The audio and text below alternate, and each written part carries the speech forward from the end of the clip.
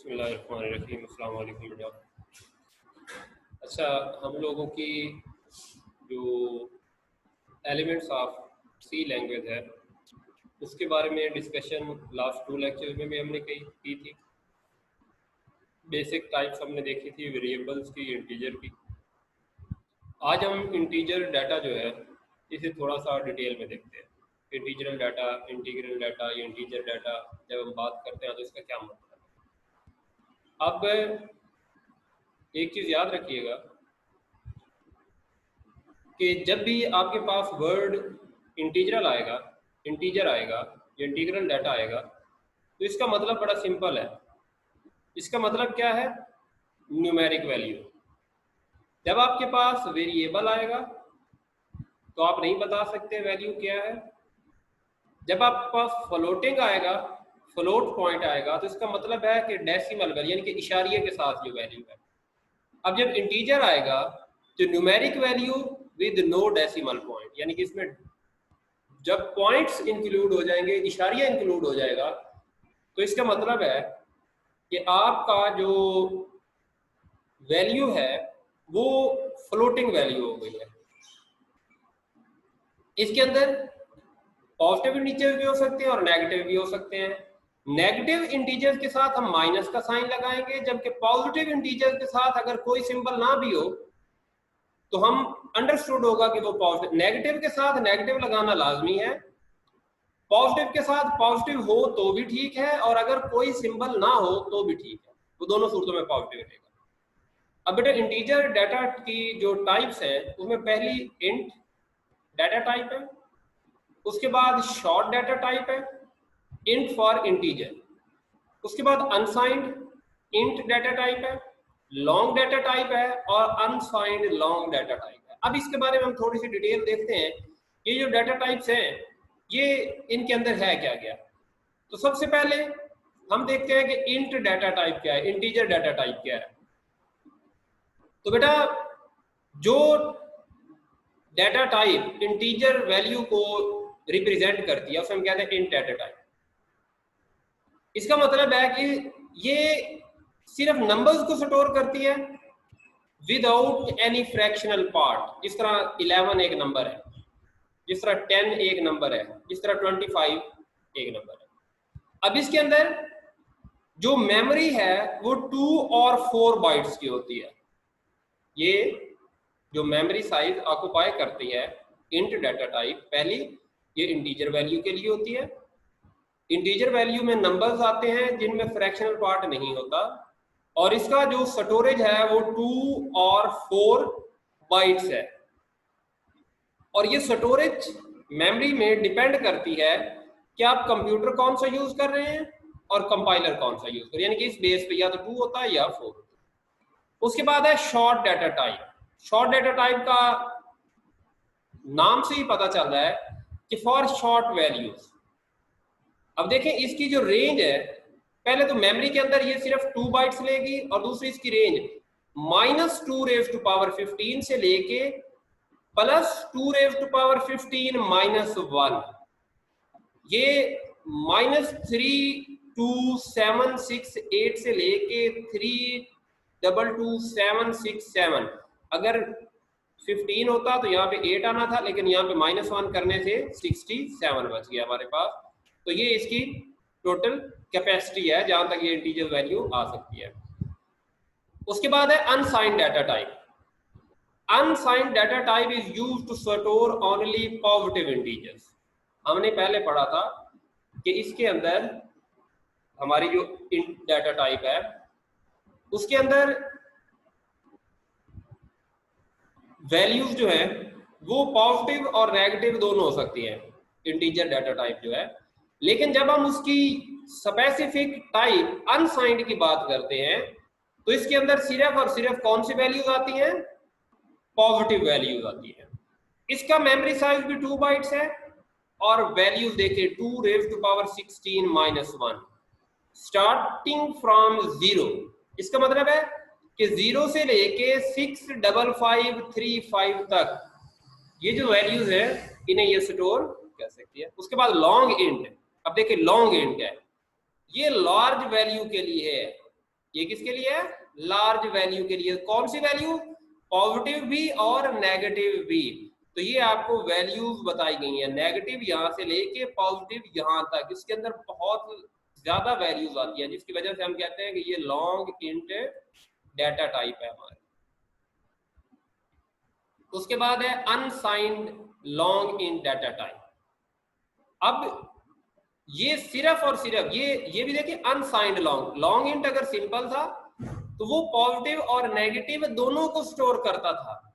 अब जब इसके साथ अनसाइंड आ गया तो इसका मतलब है ये सिर्फ और सिर्फ किसे करेगा? पॉजिटिव को। अनसाइंड का मतलब है जिसके साथ कोई साइन नहीं होगा, और नेगेटिव के साथ साइन होना कंपलसरी होता है। इसलिए ये अनसाइंड लॉन्ग में जहां पे भी अनसाइंड आएगा आपकी डाटा टाइप में तो अंडरस्टूड होगा कि ये फॉर पॉजिटिव है। अब इसकी वैल्यूज देखिए 0 से लेके यहाँ तक, ये सारी वैल्यूज है।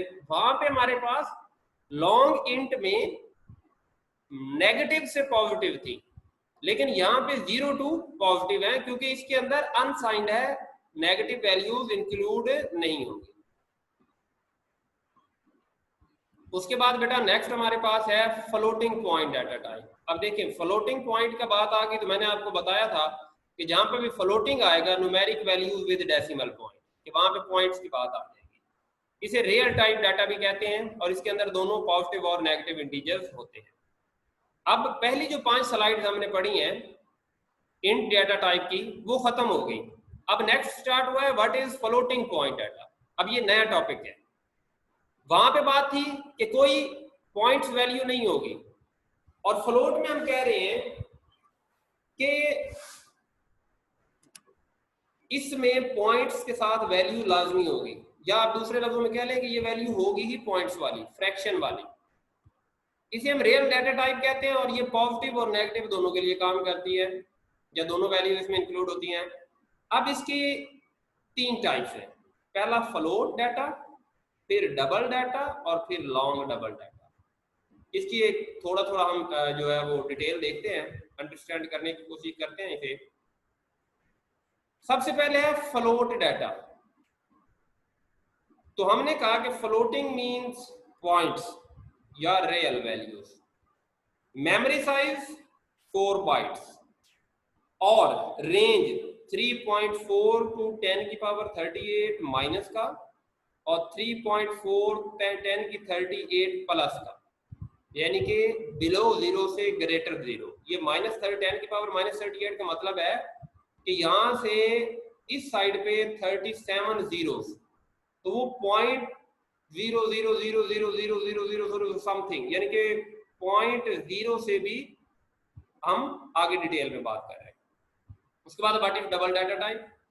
ये लार्ज वैल्यूज को, रियल वैल्यूज लेकिन लार्ज। अब देखें यहाँ पे 38 टू 38 था, यहाँ पे 10⁻³ है, माइनस का भी और प्लस का भी। तो आप खुद अंदाजा लगा लें कि 10⁻38 और 10⁻308, तो ये कितनी बड़ी ग्रेटर वैल्यू होगी, जिसके लिए हम डबल डाटा टाइप को यूज कर रहे हैं। उसके बाद है लॉन्ग डबल। तो ये इसका मतलब है कि ये डबल से भी ज्यादा बड़ी वैल्यूज को स्टोर करेगी।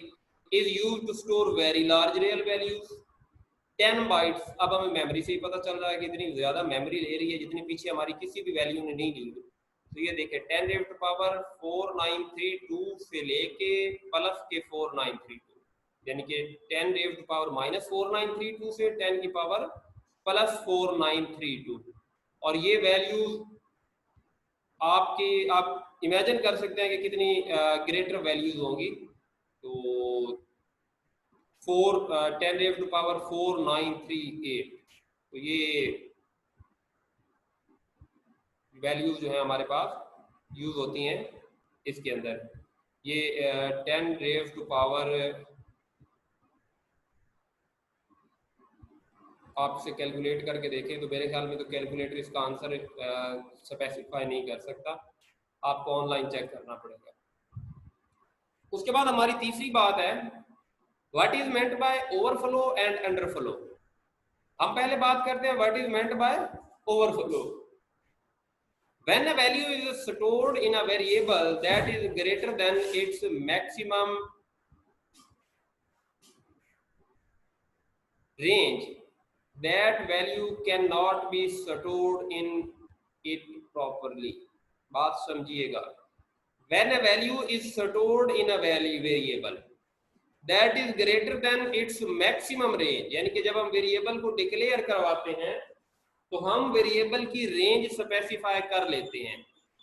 अब अगर हम मसलन हमने एक वेरिएबल डिक्लेयर करवाया जिसकी total range 10 raise to power 10 तक है और उसके अंदर हम 10 रेज़ टू पावर 30 तक वैल्यू स्टोर करवाएंगे, यानी कि शॉर्ट इंट में लॉन्ग इंट की वैल्यू स्टोर करवा देंगे, तो क्या होगा कि वो वैल्यू उसके अंदर पूरी नहीं आ सकती क्योंकि उसकी मेमोरी स्पेस ही इतनी नहीं है कि इतनी बड़ी वैल्यू को स्टोर कर सके। तो वहां पे क्या हो जाएगा बेटा, एरर अकर हो जाएगा, और ऐसे एरर को हम ओवरफ्लो कहते हैं। कौन सा एरर?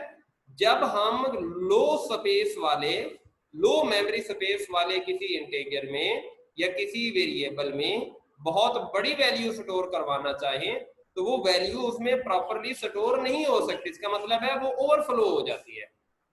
अब if we store a number greater than 32767 in int data type variable underflow error will occur, यानी कि ये वैल्यू इंट में नहीं आती। अभी हमने पढ़ा है कि ये वैल्यू इंटीजरल डाटा टाइप सिंपल के लिए बहुत बड़ी है।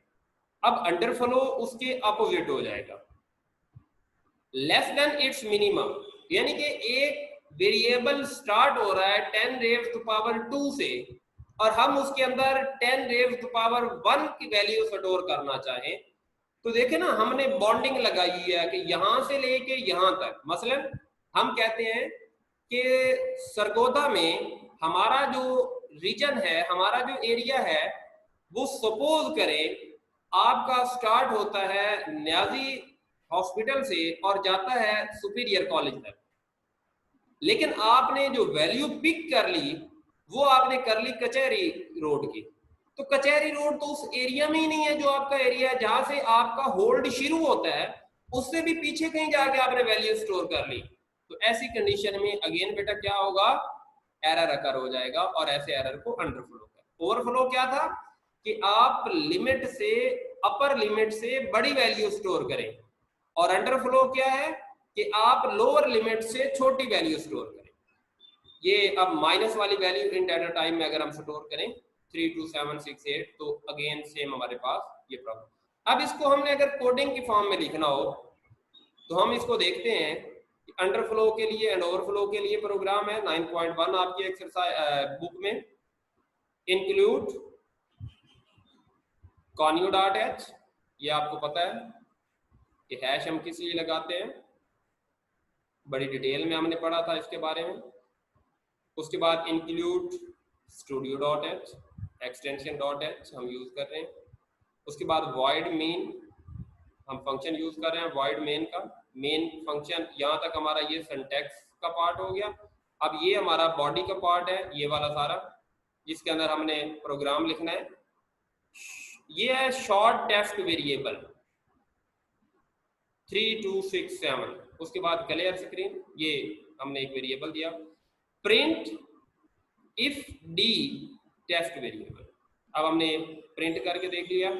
अब टेस्ट वेरिएबल +1 किया, अगेन टेस्ट वेरिएबल में एक का इंक्रीमेंट कर दिया, एक एक्स्ट्रा कर दिया और उसको प्रिंट कर लिया, फिर उसमें से एक माइनस कर लिया और उसका प्रिंट कर दिया। अब इससे क्या होगा कि +1 से वो ओवरफ्लो में चला गया और -1 से वो अंडरफ्लो में चला गया। तो ये हमारे पास एक एग्जाम्पल आ गई हमारे कोडिंग फॉर्म में इसकी ओवरफ्लो एंड अंडरफ्लो की।